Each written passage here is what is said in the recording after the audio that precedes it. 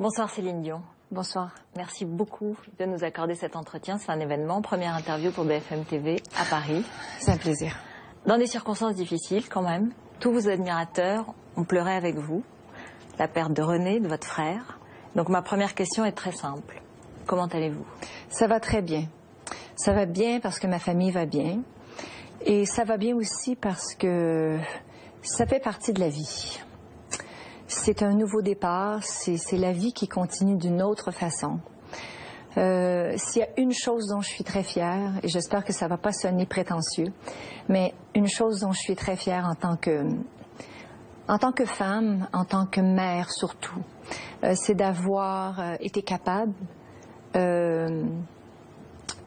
d'avancer jusqu'à la fin avec mon mari, de le porter jusqu'à la fin, en lui laissant savoir que tout allait bien aller, que ça se passerait bien, et qu'il m'a toujours fait confiance, autant que je lui ai toujours fait confiance, et que les enfants vont bien aller, et qu'il faut faire confiance à la vie. Et j'ai amené mes enfants, j'ai dit, les enfants, et on partait 2 jours après pour Montréal, papa était déjà parti au ciel, et j'ai dit, maman, quelque chose de très important à vous dire, et pour faire une longue histoire très courte, je les ai amenés dans leur petite maison où ils jouent, dans le salon. J'ai dit, regardez, il y a le coucher de soleil qui est extraordinaire, il faut me laisser parler, parce que maman a une chose très importante à vous dire, et il faut que ça se passe avant que le soleil parte. Alors on est rentré dans la petite maison, et j'ai dit, vous savez, dans la vie, on est tous malades, on a parfois des rhumes, des maux de ventre, on a la fièvre. Et j'ai dit, papa, lui, était très, très, très malade. On n'a pas pu avoir un médecin pour guérir son maux de gorge parce qu'il avait pas mal à la gorge, il avait pas mal au ventre, il avait pas mal à la tête, il faisait pas de fièvre, etc., etc. Et puis finalement, j'ai dit, papa avait un tube dans son ventre. Parce que moi, c'était très important pour moi qu'il n'ait pas peur des médecins, que les enfants n'aient pas peur des médecins, des cliniques pour les vaccins, qu'ils ne soient pas déçus de moi que je n'ai pas pu sauver leur père parce que quand eux vont avoir la fièvre et que moi, je vais leur donner un médicament, qu'ils aient confiance. Et qu'ils aient confiance et qu'ils n'associent pas.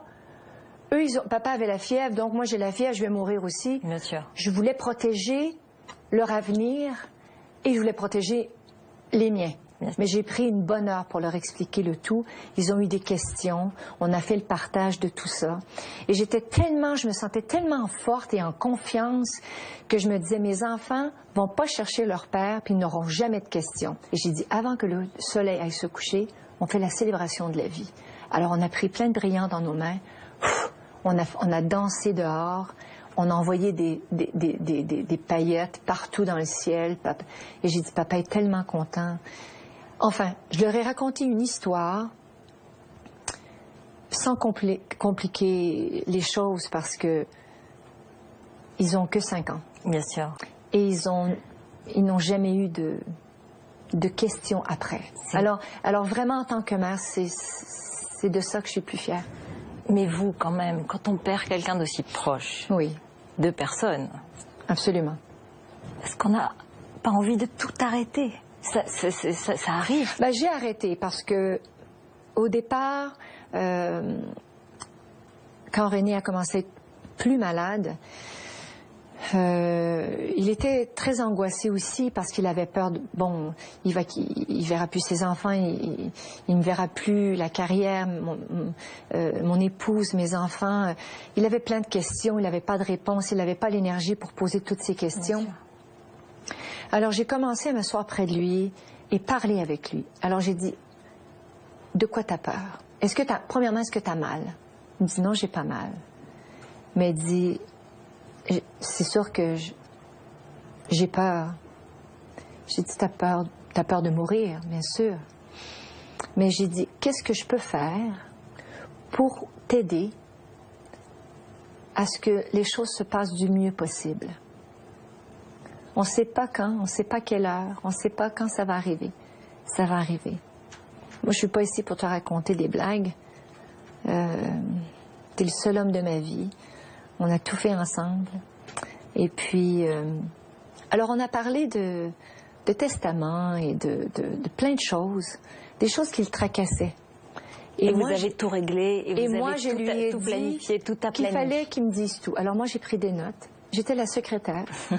J'ai pris tout en note pendant quasi 2 ans. Et lui, après avoir fait toutes ses demandes, moi j'ai dit, moi j'en ai une demande.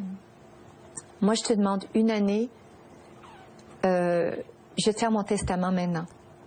Je te demanderai une année sabbatique pour être avec toi et pour t'accompagner, pour être là pour les enfants et pour moi-même aussi.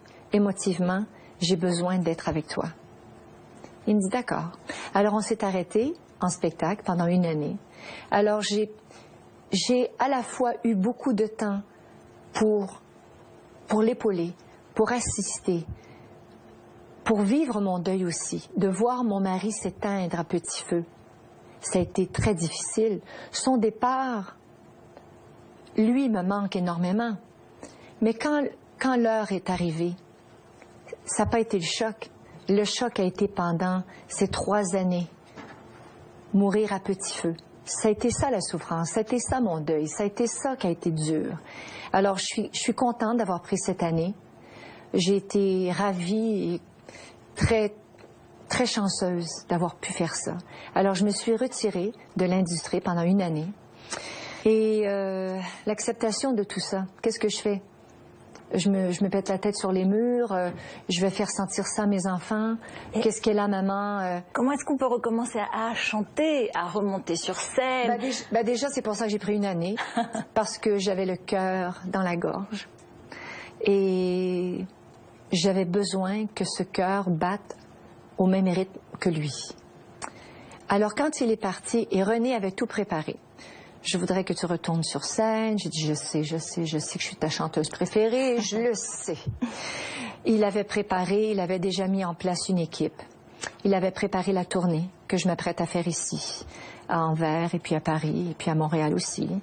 Mon retour sur scène déjà fait à Las Vegas. Choisir l'équipe. Et la chanson, encore un soir, de Jean-Jacques Goldman. Et la chanson. Vous l'avez préparée. Quelque part, vous lui avez chanté, il la connaissait en partant. C'est un miracle, c'est un cadeau que vous lui avez fait, cette chanson magnifique qui est un grand succès déjà aujourd'hui en France. Hein. Je ne sais pas si c'est moi qui ai fait un cadeau, mais Jean-Jacques m'en a fait tout un. J'ai osé appeler Jean-Jacques, qui, je sais, m'a tout écrit, on a tout chanté ensemble. La pluie, le beau temps, quoi. Et quand j'ai appelé Jean-Jacques, on était à Boston et puis René vivait des moments très difficiles, faisait des traitements tous les jours dans les hôpitaux. Alors j'ai appelé Jean-Jacques et j'ai dit, écoute Jean-Jacques, je suis à Boston avec René et c'est le début d'une nouvelle vie, quoi. Je sais que tu vas me dire que tu m'as tout écrit, tu as raison. Mais est-ce que je peux me permettre de te demander de m'écrire une chanson, pas pour dire que les autres ne sont pas importantes, parce que je pense qu'elles ont fait leur marque et puis elles font partie de mon répertoire pour le restant de ma vie. Mais c'est une chanson différente, c'est une nouvelle vie pour René, c'est une nouvelle vie pour moi. Et je pense que tu n'as pas touché à ce sujet encore. Et alors je lui ai demandé d'écrire cette chanson importante pour m'aider à traverser le pont. Comment vous allez vous sentir quand vous allez l'interpréter, eh bien, à partir du 24 à Paris, à l'Accor Arena, pour 9 représentations, la première fois en français devant un public français, ça va être un événement. C'est sûr que d'y penser maintenant, ça m'émeut beaucoup. Je sais que René serait tellement, et il l'est de toute façon, tellement fier que je puisse continuer à faire ce métier, que je puisse avoir cette chanson, que je puisse avoir ces auteurs, Francis Cabrel, Serge Lama, Mutine, même des gens qui sont nouveaux aussi pour moi. Zao, oui. Et Grand Corps Malade. Ah oui. Le poète, le slammer. Absolument. Qu'est-ce qui vous a apporté, lui? Ben, vous savez, une modernité, une autre façon. Jean-Jacques m'a montré à déchanter. Et Mutine à sa façon à elle. Et puis, Grand Corps Malade à sa façon à lui, c'est une autre profondeur. C'est pas du snorkel, mais c'est de la plongée sous-marine. Hein. C'est autre chose. Mais de toucher à ces coraux, de faire de la plongée le jour et de faire de la plongée la nuit, c'est deux mondes.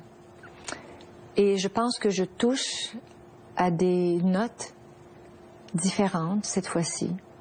Je sais que René veut que je sois ici parce qu'il a préparé cette tournée.